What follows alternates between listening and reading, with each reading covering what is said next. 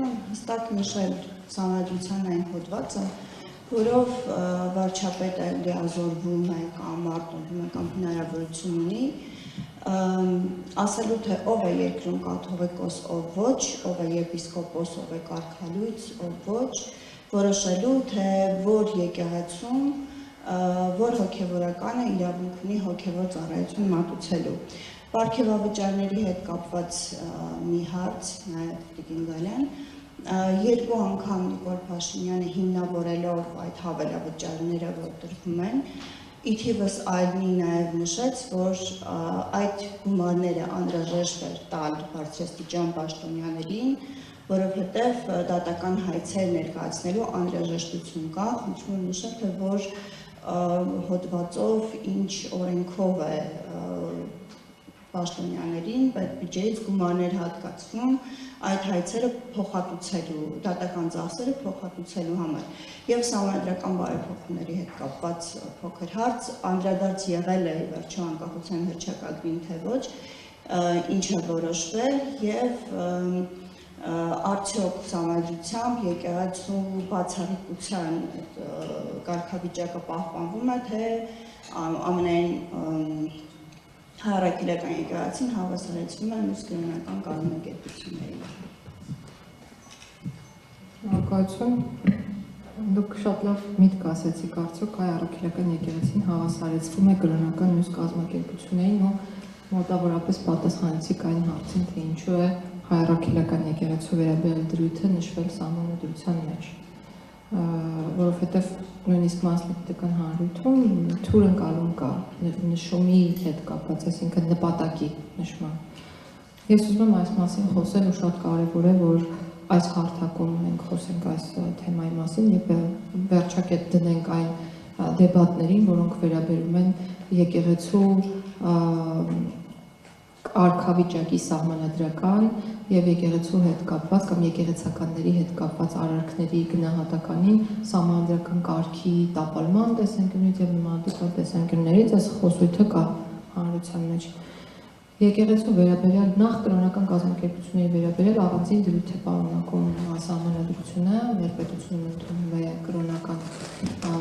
այլակարծությունը, մտքի, խղճի, դավանանքի, համոզմունքի, կարծիքի, արտահայտվելու ազատությունների եւ այլն, եւ եկեղեցու վերաբերյալ առանձին դրույթի նախատեսումը իրավական տեսանկյունից մի նպատակ ունի, որպեսզի ցույց տրվի, որ Սահմանադրությամբ արդեն իսկ որ մեր հիմնարար օրենքն է, եկեղեցին անհավասար է այլ կրոնական կազմակերպությունների հետ եւ սա է պատճառը, որ նախատեսվել է նմանատիպ սահմանադրական դրույթ, որպեսզի հիմնավորվի եկեղեցու նկատմամբ օրենքով արտոնյալ վերաբերմունքը։ Այդտեղ նշում կա եկեղեցու հետ կապված հարաբերությունները կարող են կարգավորվել օրենքով եւ մենք ունենք եկեղեցու հետ հարաբերությունների վերաբերյալ առանձին օրենք, որը եթե դուք թերթեք, կտեսնեք, որ վերաբերում է հիմնականում եկեղեցուն արտոնությունների տրամադրմանը։ Ու սահմանադրական դրույթը այն երաշխավորն է,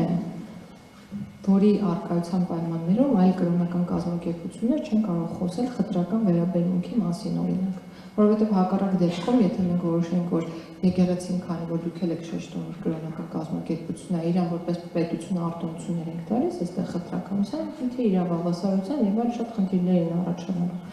Եվ հետևաբար հաշվի առնելով եկեղեցու տեղը եւ դերը մեր կյանքում եւ մեր պետությունում, ես կարծում եմ, որ սահմանադրական դրույթի փոփոխություն չպետք է որ լինի, բայց նաեւ ուզում եմ շեշտել, որ սա մի հարց է, որ դեռևս չի քննարկվել խորհրդի կողմից։ Ես նշեցի իմ կարծիքը եւ նշեցի արդեն օբյեկտիվ իրականությունը, որ հարցը դեռևս խորհրդի կողմից չի քննարկվել, բայց ամեն դեպքում մեկ անգամ եմ ուզում շեշտել, որ սահմանադրական նորմ ունենալը եկեղեցու վերաբերյալ հնարավորություն է ապահովում եկեղեցուն տրամադրել հավելյալ երաշխիքներ օրենքի հիման վրա, ինչը որ չի արվում կրոնական այլ կազմակերպությունների դեպքում։ Եվ ես հուսով եմ, որ այս մեկնաբանությամբ մենք այս դեպատին ի վերջո վերջակետ կդնենք։ Հաջորդը անկախության հռչակագրի հետ կապված ուզում եմ նշել, որ այս հարցի հետ կապված քննարկում դեռ չի եղել, կրկին երբ որ լինի հարցը կկոմունիկացվի մեր քաղաքացիների հետ, բոլոր կտեսնեն, թե եթե փոփոխություն տեղի ունենա, ինչպիսի փոփոխություն է տեղի ունեցել մեր համայնության նախաբանում։ Հաջորդը դուք նշեցիք, որ վարչապետն ասել է, որ հավելավճարը կամ պարգևատումը տրամադրվում է դատական ծախսերը հատուցելու համար, այդպիսի բան վարչապետը չի նշել, վարչապետը մի 8 ներողություն չեմ ընդհատել, մի 8 պատճառ է նշել, թե ինչու է պետք, որ աշխատավարձը բարձր լինի պետական ծառայողի կամ հանրային պաշտոն զբաղեցնող անձանց եւ ի թիվս մի շարք հանգամանքների նշել է նաեւ, որ ատելության ալիքը կամ չգիտեմ դեզինֆորմացիան այնքան մեծ է դաշտում, որ այդ պաշտոնատար անձինք նաև ստիպված են պաշտպանվել դատական պատյաններում, իրենց իրավունքների պաշտպանությունը իրականացնել եւ կարգավորումներն այնպիսին են, որ ոչ միշտ է դատարանների կողմից սահմանվող փոխհատուցումը, որպես դատական ծախս, լինում համառեք փաստաբանների ծառայությանը եւ ասել է, որ նաեւ այս աշխատավարձերի բարձրացումը միտք ունի ապահովել պաշտոնատար անձանց իրավունքը, որ նրանք ունենան բավարար ֆինանսական միջոցներ, որ իրանց սեփական ոչ թե որպես դատական ծախս է հատուցվել, այլ հատուցում չի դա պարգևաճարի տրամադրում, աշխատավարձ, ինչպես ուզում եք կոչել, որ ունենան նաեւ բավարար միջոցներ, որ իրենց իրավունքները պաշտպանեն։ Այսինքն այնքան դաշտը ներողությունված կեղտոտված է, որ պաշտոնատար անձինք ստիպված են դատական արձաններում գնան պաշտպանվեն, իհարկե այդ պաշտպանությունը պրոֆեսիոնալ փաստաբանների միջոցով պետքա տեղի ունենա, ու նաև պետքա այո զրկված չլինեն իրենց իրավունքների պաշտպանության հնարավորությունից եւ սրա մասին է խոսել վարչապետը, ոչ թե դատական ծախսերի հատուցումից։ Հաջորդը դուք նույն նշեք այն լիազորությունը, որով վարչապետը ոչ այդպիսի լիազորություն չկա։ Եվ ոչ մեկ չի ասել, որ այդպիսի լիազորություն կա, կամ 1000 անգամ այս մասին խոսել են, մտահոգություն բարձրացնելը քաղաքացիների, եկեղեցականների եւ այլն, դա չի նշանակում, որ պետքա գրած լինի, օրինակ վարչապետը խոսում է ձեզ հետ, դուք հարց եք տալիս, վարչապետը պատասխանում է ձեր հարցին, գրած չի ոչ միտեղ, որ վարչապետը ձեր հարցին պետք է պատասխանի, որ պատասխանի լիազորությունն է վերազանցելու։ Այսինքն պետք չի ամեն ինչ քառակուսիացնել եւ փորձել այնպես ներկայացնել, որ մի ծայրահեղ վատ բան է տեղի ունենում։ Տեսեք, պետք չի կարգալույց եղած չեն։ Այսինչ քահանան ասում է կարգալույց եղած չէ, հիմա դա տարբերություն կա, քաղաքացին կասի, թե օրինակ նախարարը կամ վարչապետը։ Իհարկե կա, վարչապետն է։ Ինչու վարչապետը ձեր կարծիքով զրկված է քաղաքացու իրավունքներից։ Այդ դեպքում թող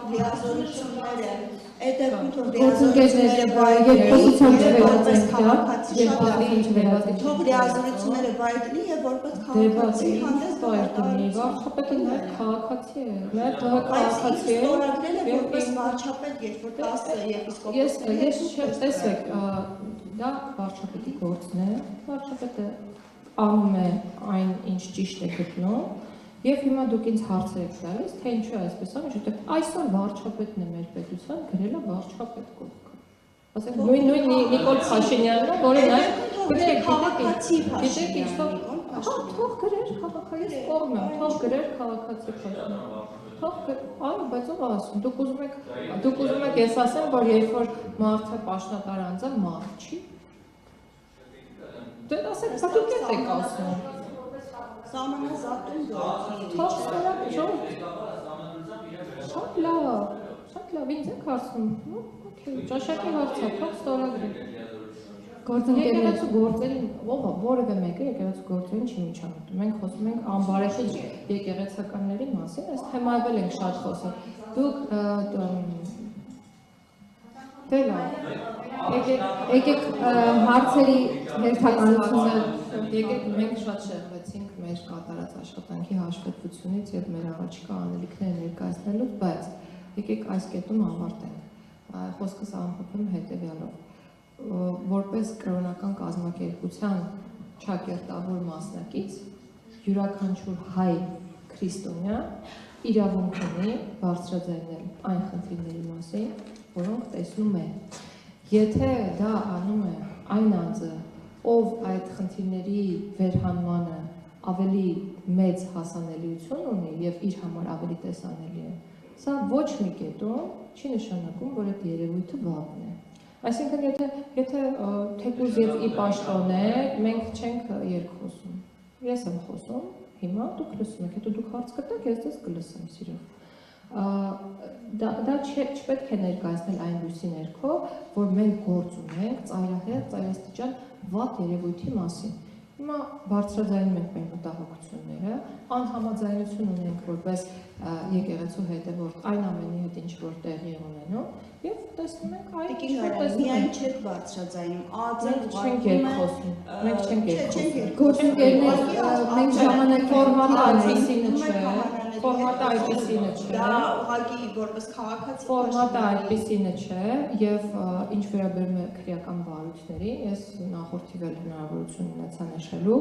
որոշ եկեղեցականների հետ կապված որոշ ապացույցներ նաեւ հասանելի են դարձվել հանրությանը եւ մեր սիրելի քաղաքացիները հնարավորություն եւ իրավունք ունեն անելու սեփական հետևությունները։ Ով է ասել, որ օրինակ եկեղեցականը պետք է իրավունք կամ հնարավորություն ունենա զինված օրինակ հեղաշրջում նախապատրաստելու, ով է ասել, չգիտեմ, ենթադրյալ արարք, բայց ենթադրյալ այո, դեռ այո, եւ դրա համար եմ ասում, քանի որ որոշ ապացույցներ հասանելի են դարձվել, մենք մեր դատողությունները կարող ենք անել եւ նաեւ նշել են, որ դրանք վճռորոշ չեն, պարտադիր չեն, մենք պետք է սպասենք եւ այդպիսի հետեւություններ կանեն նաեւ պրոֆեսիոնալ մարմինները, որոնք նման իրավունք եւ հնարավորություն ունեն եւ մի բան է։ Ուզում եմ նաեւ այս հարթակը օգտագործելով ասել նախընտրական քարոզարշավի կազմակերպման հետ կապված կան մարմիններ եւ մարդիկ, ում արգելված է նախընտրական քարոզարշավ իրականացնել։ Սա խոսում է ապաքաղաքական լինելու օրենսդրական պահանջի մասին եւ խախտումը հանգեցնում է իհարկե պատասխանատվության։ Կրոնական կազմակերպություններին արգելված է քարոզարշավ իրականացնել։ Եվ սա նշանակում է վարչական իրավախախտների վերաբերյալ օրենսգրքով պատասխանատվության նախատեսվում, ընտրական օրենսգրքով էլ համապատասխան արգելքներ են նախատեսվում, կարող եք բացել եւ կարդալ։ Կրկնում եմ, կրոնական կազմակերպություններին արգելված է նախընտրական քարոզարշավ իրականացնել։ Հիմա չեմ խոսում արգելքների մասին։ Ես չեմ ասում դա եղել է։ Նախընտրական քարոզարշավ նոր է լինելու։ Ես ասում եմ որպես տեղեկատվություն։ Չէ, տեղեկատվություն եմ ասում եւ որպես հետագայում դուք ինձ հարցեր եք վստահաբար ուղղելու այս մասով։ Դրանք կանխարգելելու միտումով եմ ասում, որովհետեւ նախկինում էլ են եղել հարցեր արդյոք եկեղեցականները կարող են զբաղվել քաղաքականությամբ արդյոք եւ այլն։ Այդ հարցերին հիմա ես չեմ անդրադառնա, ամփոփում եմ այս կետում։ Վերջ, այս հարցին պատասխանեցի։